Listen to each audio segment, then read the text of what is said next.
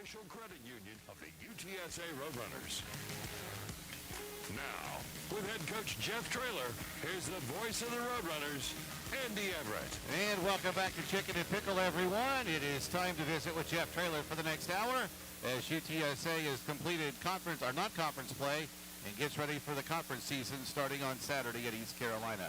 We welcome Jeff Traylor. A couple of practices in the books. How's things looking as we head to the first non-conference game of the year? Well, kids are excited. You can tell we're fixing to start conference play. They've been locked in. It's been a fun week. Ready to get going, see what we can do. Let's go back to the Houston Christian game, and from the moment we talked to you in the post-game show up until the last couple of days, it's been about a cleaner game, and obviously you had the superior talent, but you still took care of business in the things that you were looking for. Yeah, we looked better. Defensively, we were cleaner, a lot cleaner in the back as far as MAs, and offensively, whenever you rush for 35 first downs, that's always a good thing. It's a new school record. Yeah. And our kickoff team, it's the first live kick we've had to cover all year, and we weren't very good, honestly. So that got better as the game went, and so yeah, we got some stuff to clean up for sure. We're nowhere near a finished product, but we're moving in the right direction. Were you surprised that they ran it out when they were 2 and 3 yards deep, or did Tate just not get as good a kick as he did on some of the other ones? No, he didn't, and he left the ball right in the middle of the field, so there's not a better place to get it when you get it right in the middle, because obviously you can go either way you want to go. So his placement wasn't as good, and his depth and his height wasn't as good. So all that stuff we're working on this week, and obviously Tate's been fantastic all year, so I'm kind of glad he's going to do it. That's when he did it, so we could get some practice at covering live reps. Yeah, it's the Jeff Traylor Radio Show brought to you by UT Health San Antonio, the official healthcare providers of UTSA Athletics. I asked you this on our segment yesterday on the show, and it's been a topic all week, especially when the topic has come up with teams who have struggled running the football. You guys ran the football for 269 yards on Saturday. That was great to see. Talk about the importance of the run. I ask you keys to the game all the time, and you say stop the run and see if we can run. Talk about how important that is, especially in a pass-happy world that we live in. Well, it's just, one, it's an attitude thing. I mean, your guys up front, they want to just lay back and hit somebody and be physical, and we enjoy that style of football. Two, it's just you run the ball at each other, and you got to defend the run, so it helps us there. And then three, your play-action pass down the field is just so much better when the other team is really worried about you having a real run threat. So it's complementary football. It's as old as Vince Lombardi and Bear Bryant. It's nothing like I invented. It's just something I still believe in. Just seeing it. I've done it both ways where we've thrown it all over. And never could win the important games, but our teams have always just better when we're committed to running the football and stopping it. Yeah, but if you throw 3 passes and they're only complete, you only run maybe 20 seconds off the clock. If you run 3 running plays and don't get any yards, at least you've got your defense some rest, and you kind of regroup until you get to the next series. Is that going to be a factor in it as well? No doubt. You need your defense to go over there and sit down a little while, make their adjustments, and get those big boys fresh and rolling again. So it's just complimentary football. There's a reason we're in the triangle toughness. That's what we talk about, is being able to stop the run, the first part of it, the second part of it, running the ball. So we got to do that Saturday. All right, let's talk about the importance of the deep ball. It's something you wanted to do, but you've had to worry about the protections in the first few games. But you got one to Willie McCoy and a couple other long ones.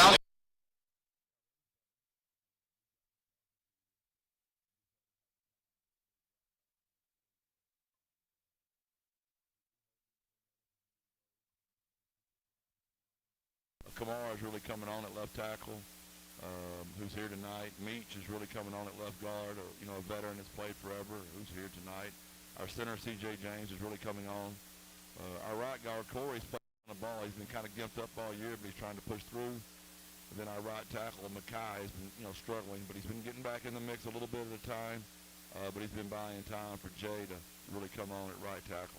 I got to be super proud of what Mackay's done. A lot of people, all the injuries they've had, would say, I've had enough. But he loves the game, and he wants to be back out there. And you can see not only his skill set on the field, but the leadership he gives to the rest of the offensive line. It's tough on him. He's a really old-school, tough guy. He feels like he's letting his guys down when he doesn't practice. He feels like it's letting his guys down if he doesn't play. He's really hard on himself. It's been a tough grind for him. Him and JT have been down there in that pit with our trainers for 2 straight years, and it's a lonely place to be when you're not with your teammates. So I'm glad Makai's getting out there and having some success. Even when he doesn't, he's just he's played so much ball. His brain is so fast, and the Lord gave him unbelievable feet. So he can't practice like he used to. He just can't. But he's still in the game. He just hates taking a rep off. But we've got to get him. We've got to take care of that kid. And because he has so much experience, he can recognize things that just come natural. Younger players have to get to that level, right? It's the 10,000-hour rule. I mean, I know I say it all the time, but Makai is easily at the 10,000-hour rule. All right, you had 11 guys catch the ball, and JT and David Amador haven't played yet, so you've got a lot of guys that can catch it in the passing game. Yeah, I was glad that all of them got to touch it. That's hard to do. Jamel Hardy got his first touchdown. That was nice to see. So it was a spectacular catch too. Oh, he went. He represented the city of Dallas well. Right when he caught it, man, he put a dance on for all of Dallas. I know he had practiced that and probably about 8 more of them in case he caught 7 more touchdown passes. Well, I haven't seen somebody with the acrobats that he had since Sakari was here, so it was pretty spectacular. JT's pretty good too. Yeah, he was. Stevens wasn't too bad. Yeah, they were all pretty good at that. All right, you got confidence. Big time to get the confidence going into this next game, because when you see success, that usually manifests itself going into the next game. Well, they're young kids. I mean, I say they're kids. I've got children that are all older than them, so I know they're not kids. They hate when I say that. But negativity and people saying just mean, terrible things to you. When you're a 56-year-old man, it affects you. You can imagine being 18 to 24 and 25, and they've had to listen to a lot of negative stuff. And it's just better for their psyche, their mindset, just people saying kind things to them. So I know our spirit, just our frame of mind has been a lot better, and it's always easier to coach a team that's smiling versus one that's down and beat up. Since you got here, this team has taken pride in winning on the road. You had some hiccups at UAB and FAU the first year, but then the next year you had that mindset to go on the road. Talk about that as part of the triangle of toughness that's given you the road success that you've had. It's something our kids have really bought into. We take a lot of, I don't know, it's just a neat feeling when you go on the crowd in the stadium and all you got is each other. That's just all you got. I mean, the 3 that are here tonight, Meach, Kamar, and Jamori back there. I mean, when we roll out there Saturday, we got each other. And that's just a really, about 100 fans. There's just a real good feeling when you can quiet that crowd. It's just a... You suck the air out of the building. It's just an awesome feeling, cool. And I know East Carolina has one of the most proud programs and storied fan bases in the country, and that's going to be really hard to do Saturday. All right, we'll talk more about East Carolina coming up. We'll hear from the players, Kamar Missouri and Jamori Robinson, and maybe some others here in a little bit. Every time the Roadrunners score a touchdown and make a 2-point conversion, it's an 8-point play. And one lucky fan will win $888 thanks to Wainwright Injury Attorneys, the official injury attorneys of UTSA Athletics. We had several lucky winners last season.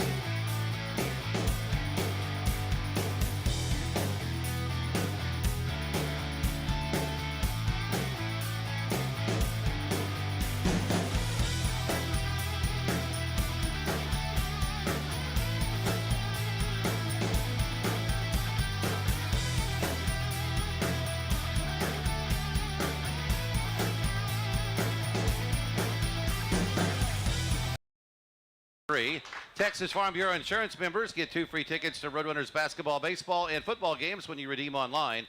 Become a Texas Farm Bureau Insurance member and visit goutsa.com/TFB tickets to learn more. Jamori Robinson joins us from the UTSA defense. Welcome to the show. How are you doing tonight? I'm doing great, thank you. Thank you for being out here. Talk about your play. And Jeff, I'll throw in. Jess Lepp and I have a conversation every Thursday about things. And one of the things he reminded me of, Jamori was a pretty good sack guy last year, and you're looking for some more of those this year. We're blessed with Trey Moore getting 14 last year, but I know you're always hunting quarterbacks. Talk about that role of your game. Yes, sir. I felt like over the years I just got better and better at my pass rush and better at watching film, so I'm able to make a lot of more plays now. The stat that Jess gave me about a year ago was that Jamori had 4.5 sacks last year, but he did it in half as many plays as anybody else did on defense, so that's pretty special, isn't it? Yeah, I'll tell you what's even more special. Maury's got a daughter here named Marley over there, and she is a very beautiful girl. Yeah, she is. It's all clap for Marley. And yeah, Jamori has he's just improved in so many ways since we've had him. Obviously, he's always been a good football player, but just the human being that he is, and just how he takes care of that girl. And there's just a lot of things about him I'm proud of. But I still think his best ball is in front of him. He works tirelessly at his game. He stays mad at me because I don't let him hit our quarterbacks in practice. So or I JT, hope right? he takes it out on the other team and not our team. Talk about your daughter. I'll give you some opportunity. I know that's a pride and joy for you. Yes, sir. She's just an amazing girl. She's 4 years old. She's originally from Kansas, my first JUCO. And now she's able to live with me, and she's having a blast. That's awesome. And to be kind of grounded every time you go home, you may have a bad day in football, but you're never going to have a bad day around her. Never, never. Yeah. Is she, I'm assuming, a football fan and a fan of watching you play? Oh, of course, yes. She loves watching me play. She always points me on the TV, or when she comes to the game, she always shouting out my name. That's awesome. I'm glad she's able to come out here this evening. Let's talk about the defense. You guys had some issues a little bit, took a little licks against Texas State and Texas, but you rebounded last week. And talk about the improvement of the UTSA defense. Yes, sir. Like Coach always talk about winning days, stacking days. Like you can always better your best. So we just always just looking to, just minimize our missed assignments and then just play hard like we always do. And how hard is that to do after you had some negative games and get back like you did last week? And I know you're trying every play no matter what the outcome is, but talk about that success, if you will. Yeah, it's not really hard. It's just we really have a great culture and a great coaching staff that always just make us do our best, so we're never, too low. Jeff, I think UTSA's always had good edge rushers. I go back to Marcus Davenport when he was here. He was hunting quarterbacks as well, and you've had it with Trey and others. Talk about that position group and how important that is for you guys to be able to get pressure from that spot. I actually talked to Marcus today. He had the season-ending injury, which is a sad, sad deal for him. He's such a great, great young man. But, yeah, Marcus started that tradition long before I got here. But when I got here, we had some. Clarence Hicks was fantastic at it, and I think he might have broken Marcus's record. And then Trey, came along and developed right here out of Smithson Valley. And then him and Jamori, Jamori played a third of the reps that he did last year, and I think Jamori might have had 7 sacks himself. So he filled the stat line up Saturday. I didn't even know he blocked a field goal to after the game. So I don't know what he didn't do Saturday. So he had a great game Saturday, and I'm happy for him. We had another great one in Nana that him and Jamori are very close, and he tore his ACL in fall camp, and I really hate it y'all didn't get to see him rush the quarterback because the two of those guys would have been heck on wheels. That's got to be fun. Your job is to go get the quarterback when you're successful. That's always something that I'm sure you celebrate. Talk about the strategies and maybe the technique that goes into doing that a little bit. Yes, sir. It's just watching my opponent because every week somebody give you something different. So there's always having that good IQ and then, just using my athletic abilities. You got to go to East Carolina this week and play a road game. Talk about that. And this team and traditionally has been pretty good on the road. Yes, this is a very great program. They do a lot of great things. They got great players, and I'm just excited to play them. All right, the linebacker room or that edge rushing room continues to get better. What do you expect Jamori's future to be? Coach Ashley does a good job with him. They're really close, and he's mentoring some young guys. We've got Big Shaw out of there, from Pleasant Grove. That's going to be a good player for us. We've got James Wally, who's out of Houston, and I know those guys look up to Maury, so we got to have them show up. You know, these guys play very fast. They snap the ball, the 6th fastest team in the country. By the time they get their call in, the ball's going to already be snapped again. So we're going to need some fresh edge rushers to get after the quarterback. And the quarterback's a really good athlete. He runs really well. So it's going to be a long, tiring, exhausting day. But as long as we can get on that plane, I don't care if we win 6-3 or 66-63. As long as we get on that plane and somehow the Roadrunners get a road victory to start a conference play, that'll be the best 3-hour plane ride I've had in a long time. You had a play in the Houston Christian game where they ran option, they pitched, you deflected the pitch and got the fumble. Take us through what happened on that play. Yes, I knew that player had a quarterback, but I was basically baiting him to throw that long pass, and then once he did it, I can't believe he did. I just got my hands out there and recovered the football. And you were able to get back on the field because you were on the ground a little bit. You had to go get it too. Yes, sir. So that was a pretty spectacular play. You learned a lot from Trey. Now you're teaching the guys that Jeff talked about with James Wally and Vic Shaw and others. Talk about changing how you do things and not only being on the field, but being a mentor to some of the younger players like you used to be. Yes, sir. I just, really focus on, their details, because back in the day, my details wasn't right, like my eyes, my alignment, and stuff like that. So every time, like, in walkthrough or this, and like Coach always said, like, mental reps when you're not in the game, I make sure they're looking at the right keys and the right things. Stacking days. How do you get better? Where's the improvement going to come from you? Just bettering my best. If I have a bad play, just erase it out of my mind and just go 10 times harder or whatever harder to complete the play. Just doing my 111 most importantly.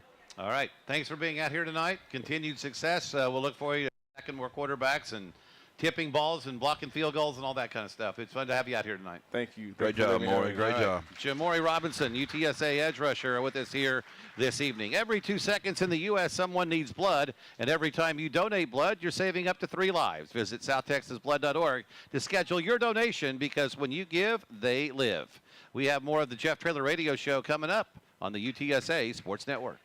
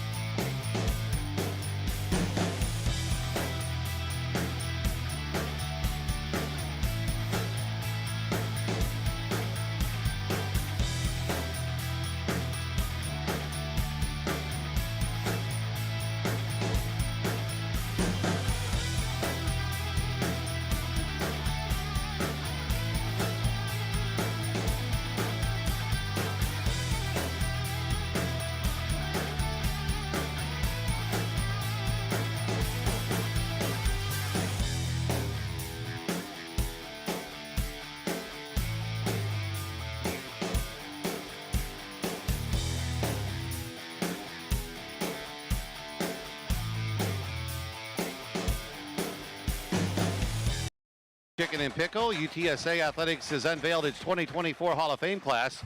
This year's inductees are Derek Gervin, Monica Gibbs, Michael Rocket, Starlight Williams, and Teddy Williams. The induction ceremony is on October 18th, the Friday night before the Florida Atlantic game. Tables and individual seats are on sale now. Go to goutsa.com/Hall of Fame. Don't miss out on your chance to be part of history as these 5 legendary Roadrunners are inducted into the UTSA Athletics Hall of Fame. And HEB compares prices to any store. They check and compare thousands of prices on the things you use to gear up for the game. Also, you can fill up your cart without emptying your wallet. When it comes to your store, no store does more than your HEB, a proud supporter of UTSA Athletics.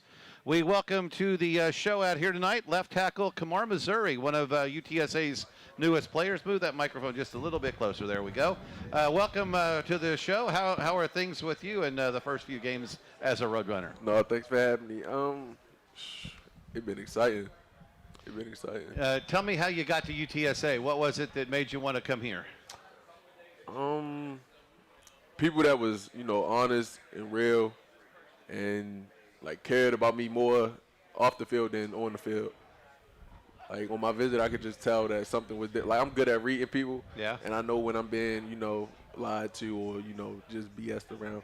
But I came on my visit and I didn't sense nothing fake about the staff, nothing. They told me when I got here, you're not getting handed anything. You had to work for it, and that's what I had to do. You got to play left tackle. Now, obviously, Owen is left-handed, and so you're not necessarily the blindside guy, but that's still an important part of the offense. Talk about that responsibility and the things you got to pay attention to there. That's my first time playing for a left-handed quarterback, so it is a little different, and it's not as big of a pressure, but it's still a human being back there, so that's how I look at it. You're his protection, yes, right? Sir. Like after the game Saturday, he was like the only one that was depressed in the locker room. And I'm like, what the heck is wrong with you? And he's like, I gave up one protection and they got to O. And I said, come on. You're not ever going to be perfect. He's like, yeah, but I don't want anybody hit my quarterback. So it really upsets him when he doesn't do well. That's got to be a pretty good mentality to have. Where'd that come from? Where'd you learn to play the game, and some of the guys that taught you to have that mindset on the field? I take so much pride in what I do. We put a lot of time and effort into it, and you're the O-line, so whatever, win, lose, or draw, it falls back on you. And I just felt as though I ain't just let Owen down, I ain't just let myself down, but I let my other 4 brothers down, and and the other few that's on the bench. So it's just I don't want to give us that look. I want to be the best, and I want us to be the best. You can just tell by the way he speaks. He's an amazing human. Absolutely. He's worked his freaking tail off. He's gotten really good, really fast, and I'm glad he's going to be back next year. He's going to be a really good football player, and just how much he's improved in 4 games, it's going to be crazy how good this kid's going to be before he gets out of here. The offensive line has to work in unison. You're new. Jalen, when he was in there, is new. Makai hasn't played in a couple years. Vinley's moving back to where he's at. CJ's new. So that takes some time. Talk about how that unit has to play together. It's not just block the guy in front of you and do whatever you want. Exactly. So it all started in the spring. We spend a lot of time together off the field, so we get to learn each other. We get to build relationships and learn tendencies, and we talk a lot of football. Sometimes we probably shouldn't even talk as much as we talk, but we talk a lot of football, and we know we was new. So we knew we needed to, have that relationship so we could know how our chemistry will work on the field. And as you've seen, from game 1 to our last game, it increased in my perspective. We do a lot of communication. My guard might know what I want from him on this certain play, so I can get to there to help him so he can climb to the next level. So it's just a lot of behind-the-scenes stuff that people don't see that really, helped us grow. You're from Maryland. Talk about the progress or the journey from Maryland to San Antonio over the last few years. Yeah, I'm from Baltimore, Maryland, and as you Ravens fan? Yes, of course. Of course. So the transition was hard at first because I come from a very family-oriented, I'm real family-oriented, and my family could drive 2 hours to watch a game. Now they got to catch a flight with a layover, might have a long layover in Florida because I had it, so I know they going to catch one. So that's why I'm happy about this upcoming game because they driving down. We got Good. family in North Carolina, That's so I get to awesome. see my family. And yeah, it been Texas different. It's hot. Yeah. It's hot, and it's not humid heat like up in Baltimore. And I'm from we got the waterfront. Here's just dry heat, and Right, yeah. it don't go nowhere, no clouds or nothing. So, it's a Welcome big to adjustment, Texas, right, Jeff? Yeah, big Well, adjustment. don't leave whatever you do. I'll bring a fan around and fan you.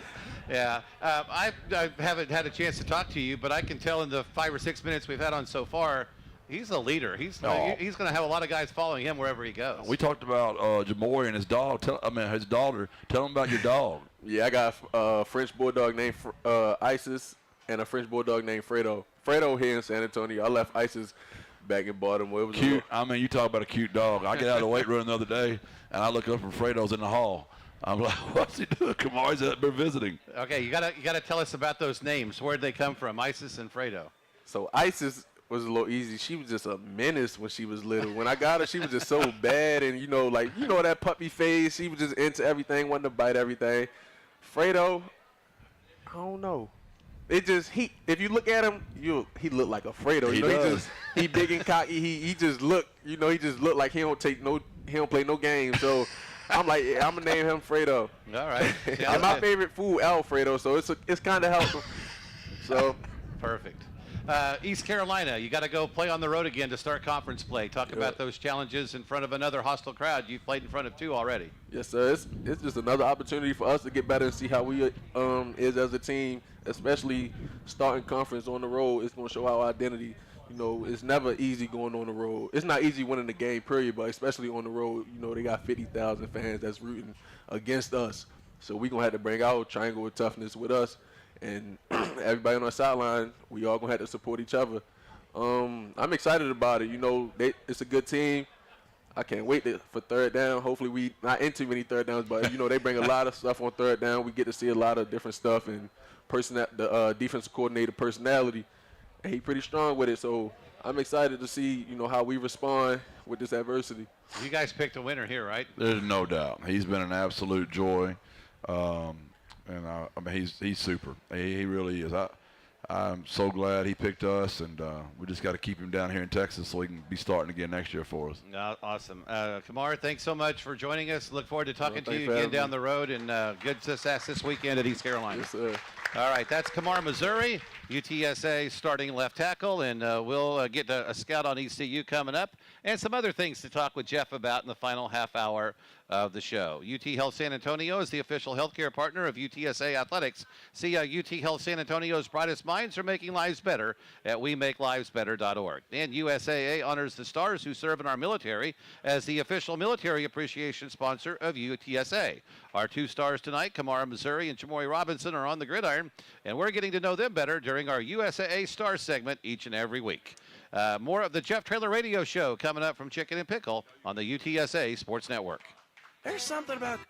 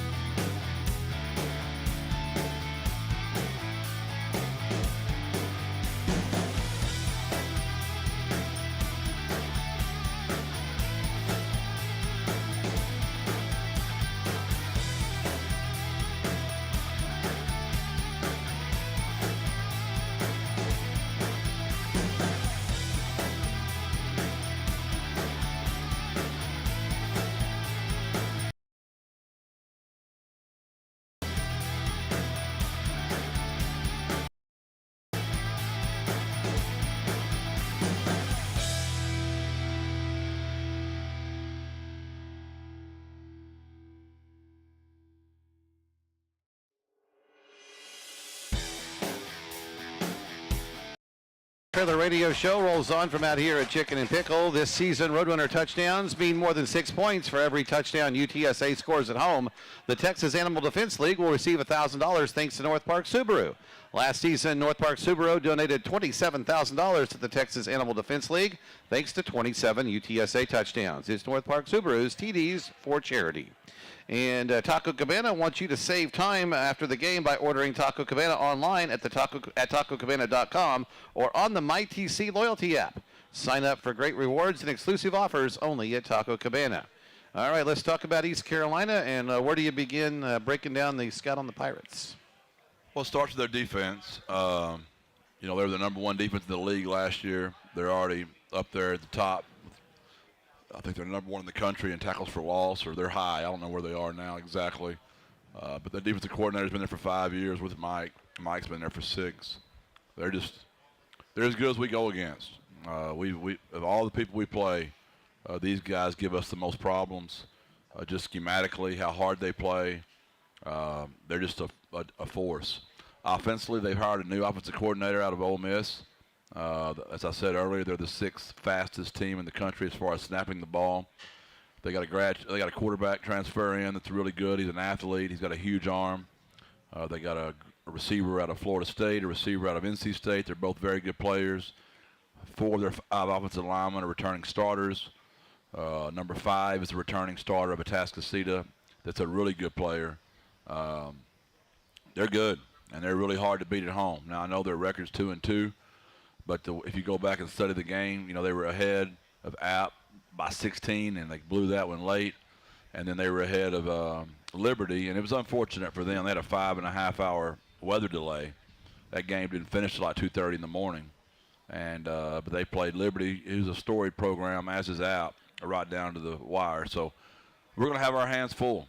I mean, it's going to be a great crowd, great environment. And I've said this all year. We're going to be a good football team. Are we ready yet? I just don't know. We'll find out Saturday.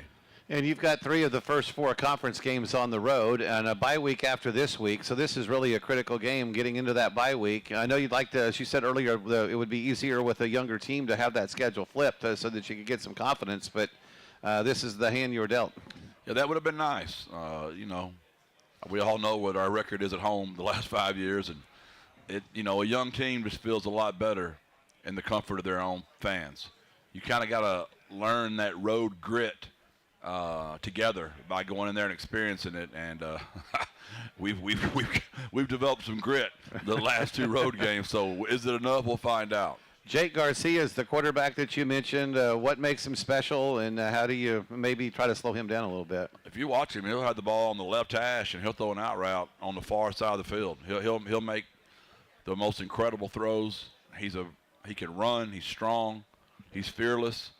And the offense they play in is so terrifically fast. I mean, he gets a lot of opportunities, and he's throwing to 3 great wide receivers and a veteran offensive line. And those 2 backs, 47 and 30 are real. Mm-hmm. 47 gave us trouble last year. Rajay Harris. They're good players. So, yeah, this is not the team you want to play on the road in your first conference game. And Harris last year was really tough on short yardage, if I remember right. He was fighting for yards to get them extra first downs. He's about 230.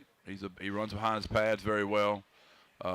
Really good football player. Winston Wright is one of those wide receivers, number 1. He's their leading receiver, I think, in total catches. But they've got others. They do a lot of good things in the passing game, especially on those passes to the sideline. He's the one from Florida State, and then 17 is the one from NC State, who's also a very good wide receiver. And I mentioned 5 from Atascocita. You mentioned this last year when we played them, that in 2023, April of 2023, they got decimated in the transfer portal. They had 10 or 11 guys leave at the last minute, and it was really difficult to recover from that. But they've gotten those guys back, and he's been able to use the transfer portal to get his roster back to where he needed it. Yeah, Mike did a great job fundraising. They did a good job their NIL, so they were able to keep their roster and go add some. And I know everybody gets tired of hearing it, but that's the way of the new world. And if you're gonna be competitive and have any chance whatsoever, you've got to be able to do that. They had a great cornerback in Siobhan Ravel. Mel Kiper has him rated as the number 2 cornerback. He got hurt in practice a few days ago and did not play, I think, in the Liberty game. But you won't go against him, but other than that, what's their defense like? Yeah, 28 was a really good player. I hate that for that young man. He has a very high NFL draft grade, and we've dealt with a lot of that here, so I know exactly what Mike's dealing with. That's just tough on the community. It's tough on the locker room. That's just hard. We've been through it with JT. We're going through it with Nana right now. We're going through it with Johnny. We went through it with our center, Luke Lopez. Those are just tough. We've been through it with Mackay twice. Those are tough, and I hate that for that young man. But the rest of their defense they got a bunch of returning starters. They went and got a couple guys out of the portal that have helped them tremendously. D-line's very athletic, they're physical. Their linebackers are athletic, physical. Their whole defense they're similar. They just play a very wild, free style of defense, but they've got patterns to what they're doing. It's not like they're just all picking what the heck they want to do. They've got real patterns to their scheme. They do a lot of nice things out of their odd. They do some nice things out of their even, and their pressure packages are incredible. Their run pressures are incredible. Their pass pressures are incredible. They do a fantastic. They're as well coached on defense as any team we've ever gone against. I know I've already said that a couple times. How do you feel about going into that environment after having the experiences at Texas and Texas State? Oh, I just wish we had a little more time, to be very honest with you, but we don't. It's here. We've got one more day of practice tomorrow, and we'll see. This is a team you'd rather play in November or December, not in September. Yeah. All right, it's time for the Goodwill drive of the game from the Houston Christian game. There were a bunch of them. I liked the long pass to McCoy, and I thought Jamel Hardy's catch was capped off a good drive. What were some of your favorite moments from the game on Saturday? Yeah, that'd be hard to. Anytime you can score quickly, those are fun. It's a lot. I thought the screen to Robert Henry was very well executed. We've worked hard at that, so I was glad to see that get up and off the ground. Obviously, anytime a young player gets a score, Brandon High, that was impressive. Jamel, really happy for those guys to get their first touchdowns. It's kind of fun when you're rolling on offense, and you didn't have to punt very much. You were able to get a couple turnovers and get that offense back out there on the field. It was good to punt, though. I mean, we've got to work on that game too. So you hate to ever, if you shut out somebody, it sounds wonderful, but you only get to kick the ball off. I mean, you only get to return the ball one time, so you don't get to return it very much. If you don't score very much, you're not Stalkers. Your kickoff team don't get to go very much. So. No, we don't ever want to punt. Don't hear me wrong. But it was still nice to get our freshman out there and get some more work for him. And he's improved greatly just from the Texas State game where he was a little shell-shocked in that game. Crazy how much better we just continue to get. We'll just find out if we've improved enough Saturday. All right. The Goodwill drive of the game is brought to you by Goodwill of San Antonio. They take your donations and turn them into careers, training, and education for those in need and fuel the San Antonio economy. Your Goodwill donation can get you free tickets to UTSA games. Bring your gently used clothing and household items to Goodwill today. And one lucky fan will win the ultimate home game weekend at the Alamo Dome at the home finale against Temple on November 22nd. You can get a luxurious stay at the historic Maverick Hotel downtown, 2 premium game tickets, a BMW prize pack, and dinner as they cruise the city in a gorgeous new electric BMW X7 SUV. Be sure to check out GoUTSA.com/promotions to register today. It's the BMW Ultimate Game Weekend coming up in the end of the year. We'll come back and finish things with Jeff and a final thought on East Carolina as we prepare for that game next. It's the Jeff Traylor Radio Show on the UTSA Sports Network.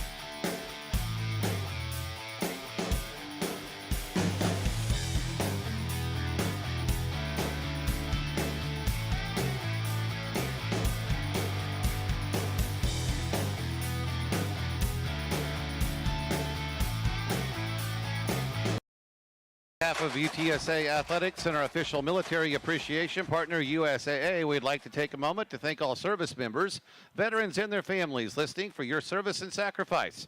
USAA serving the military community and their families since 1922. Enjoy Bud Light while cheering on the Roadrunners. Bud Light is the official beer of UTSA Athletics. Birds up, buds up all season long. And we thank our partners out here at Chicken and Pickle. Great fun and great cold drinks, delicious food, yard games, and pickleball for all. Chicken and Pickle out here at UTSA Boulevard and Vance Jackson. I had a question come up the other day, and I'm thinking I know the answer, but I'll let you validate it or tell me I'm wrong or whatever. But illegal formations, we're seeing a lot of those, not only with UTSA and others, but in the pros. Seems like they're calling that more. Is that just a matter of the wide receiver communicating with the official to see if they're on the line or not, or are there other factors in those formations? There we go.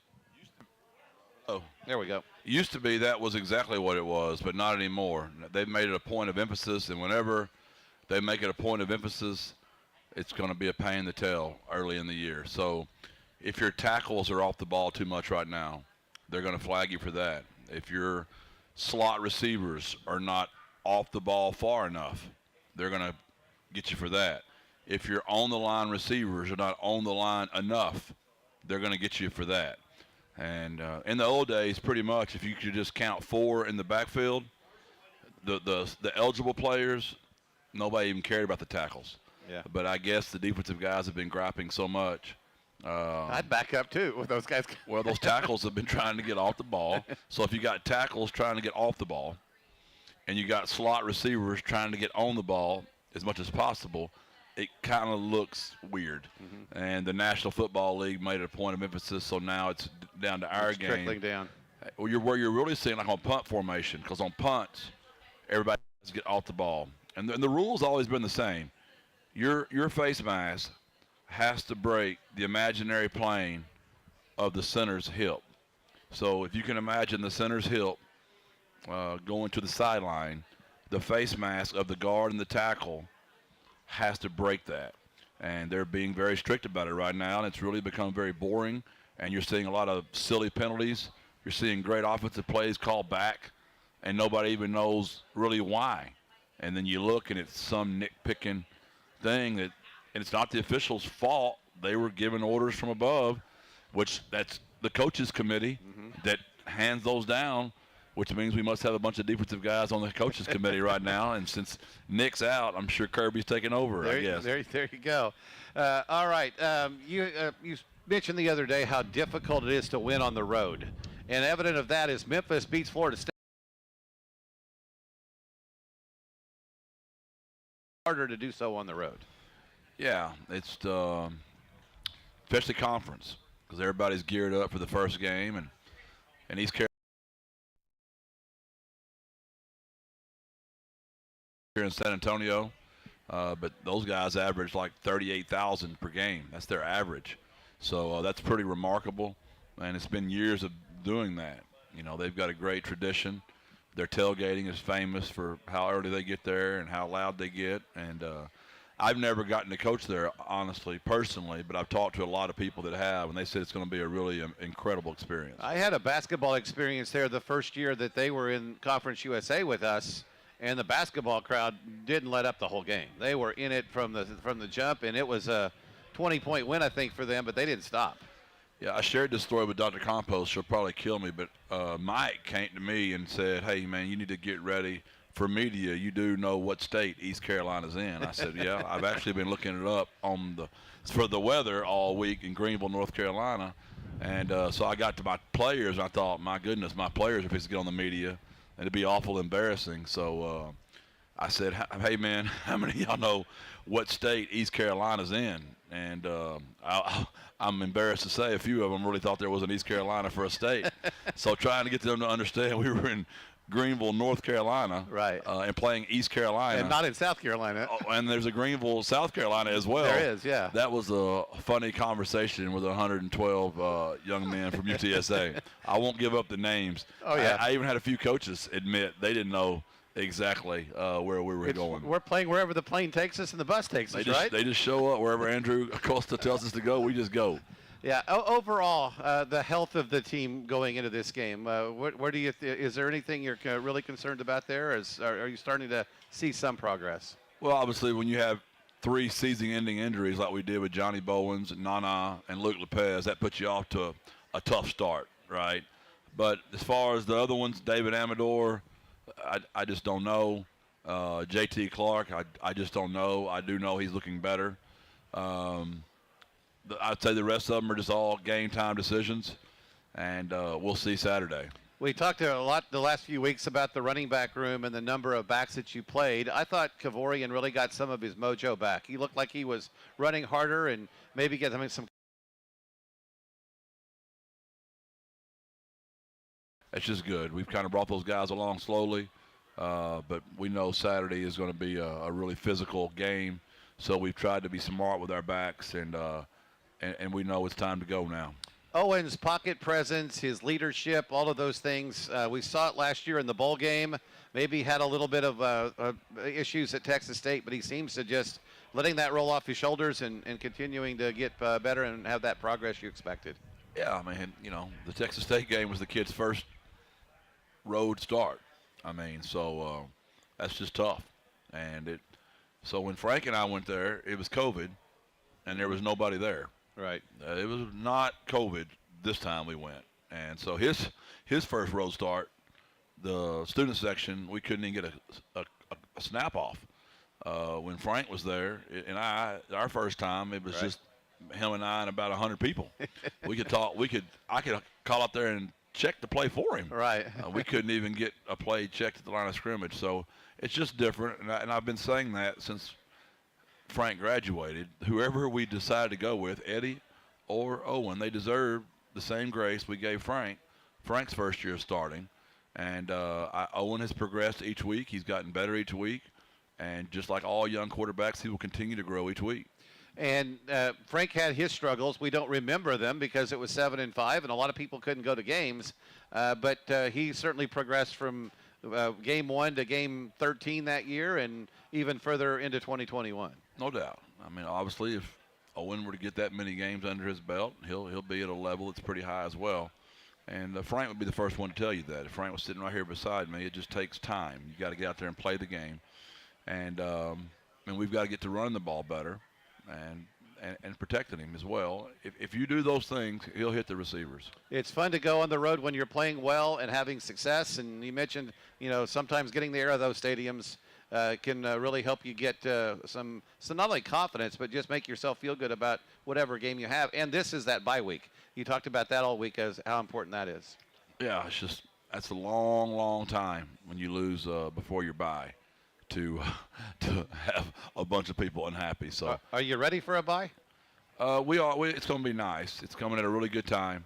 We had a brutal schedule, like we always do here. Our Septembers are heck here because we play real people all the time. All right. Thanks so much. We'll look forward to Saturday and see if we can get a road win. Thanks to Shane Carter for producing the program. UTSA will take on East Carolina on Saturday. Credit Human pregame show begins at 1. The kick is at 3. Have a great evening, everyone. We'll see you Saturday from East Carolina in Greenville, North Carolina. Until then, it's the Jeff Traylor Radio Show on the UTSA Sports Network.